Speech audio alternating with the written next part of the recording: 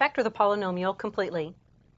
2m to the third n squared plus 3m to the third n minus 5m squared n squared. To factor, we first want to determine if there is a greatest common factor.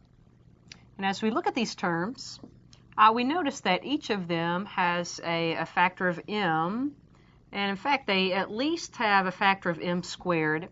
So the greatest common factor is going to include m squared. As we look at the n, we've got an n squared into the first and an n squared. They each term has at least a factor of n to the first power. There is no common factor for these coefficients other than 1. So our greatest common factor is m squared n. Now let's complete the factorization.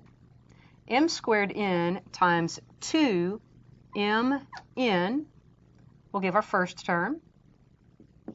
M squared n times a 3m will give our second term.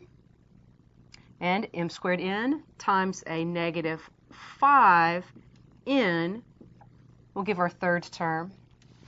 Thus, the completely factored form is m squared n times, in parentheses, 2mn plus 3m minus 5n.